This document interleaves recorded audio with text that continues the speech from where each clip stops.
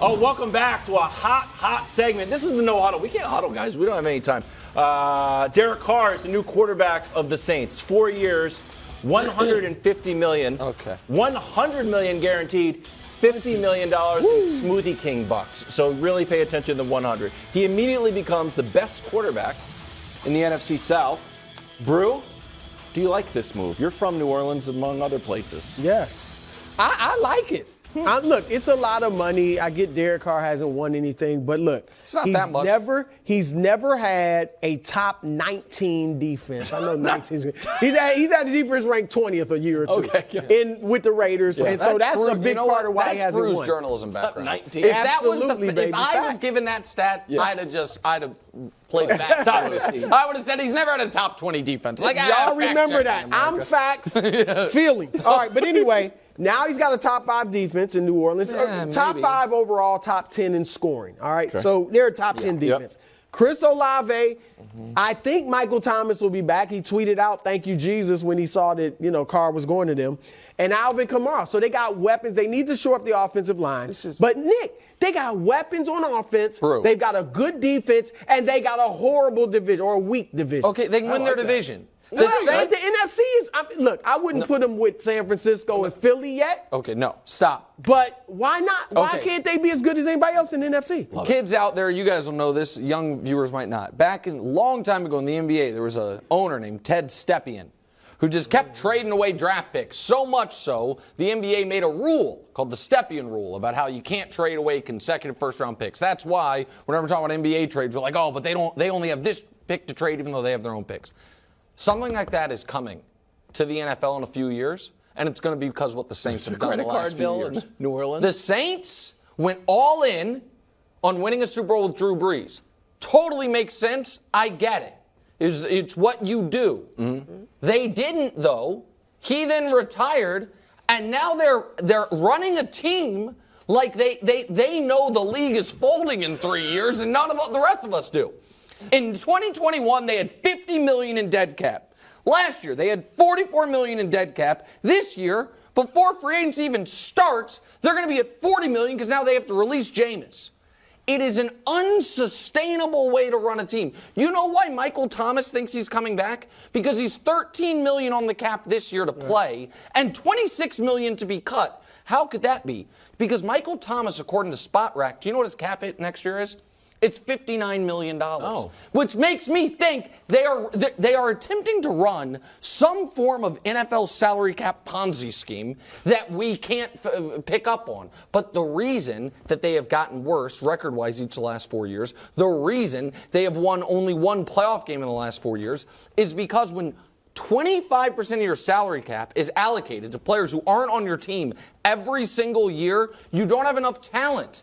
And to now do this with Carr and make it that you're going to be in this position for the next 3 years as well, it's insane. Yeah, but are they a better football team? What? That's what I'm saying. Can they win their division? I don't care about the accounting. Right now, they're the best team in the division. The accounting matters in this regard.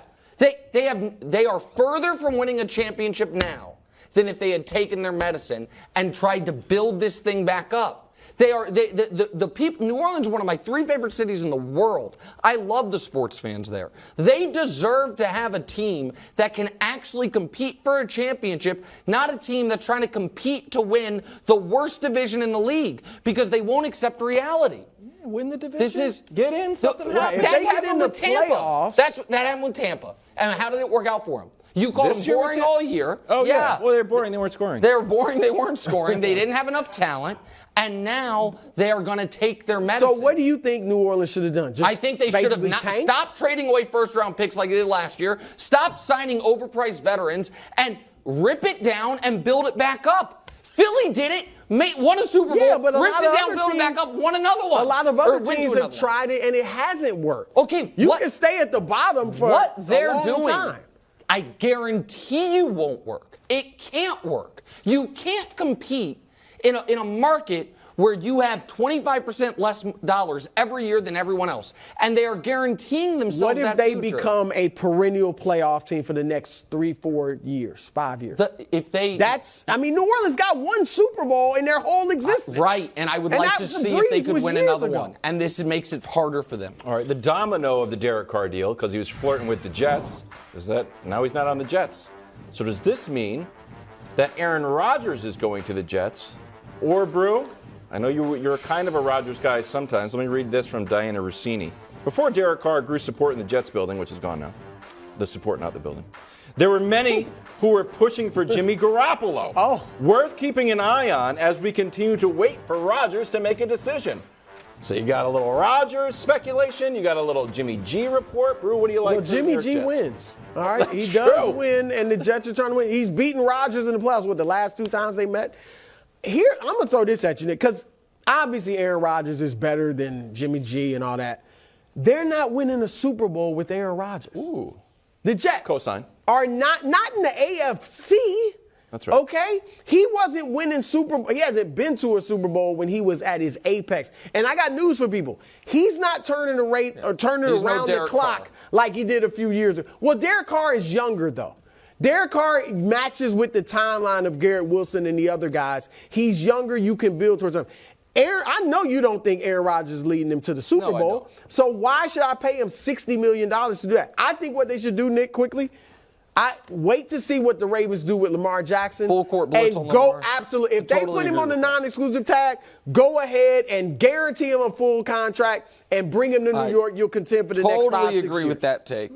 And as far as Jimmy G, I don't remember, Brew, once upon a time, your favorite NFL reporter was Michael Silver when he was saying all that stuff about Trey Lance. Michael Silver today reported that the team most in on Jimmy G, the Houston Texans, and I, for one, support that move. There we can really put the Jimmy G. Well, the Raiders, there's a lot of talk. So I'm just telling you what Michael Silver's reporting. Mac Jones. But I would like to say I this. mean, that's out there. That's out there. Because there was also some reporting today, and it was actually the Silver had it in his column, that if Rodgers comes to the Packers and says, I'm enthusiastically all in, that they will keep him.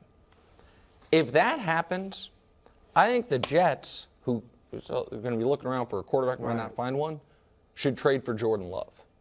And I actually think for the Jets, all things being equal, I would rather trade for Jordan Love than Aaron Rodgers. I don't hate that. No, because they need a sure thing. He is not a sure thing. But they already gave up on Zach Wilson, so what if Jordan Love doesn't but you're work not out? you're not trading the number 2 pick of the draft. You're not using the same capital, and you would be listen.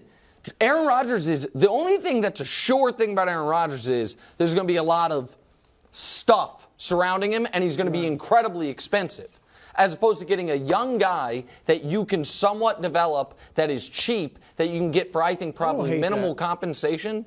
I think that's a move that the Jets should be looking at because I liked Carr with them. You know that. And I think Rodgers would not work. Lamar's the best idea, but I don't know if it's going to happen. Lamar's the best idea there. All right, coming up after the break, we're going to talk about the Mavs and also my bubbling take of Baker to the Jets. Do you like that? Baker to the No. Yeah, I put that in the oven. Wildes. Are you serious? Well, I put it in the oven. We'll see how it comes out. Thanks for watching. Subscribe here to get more from the show and to check out clips from other shows on FS1.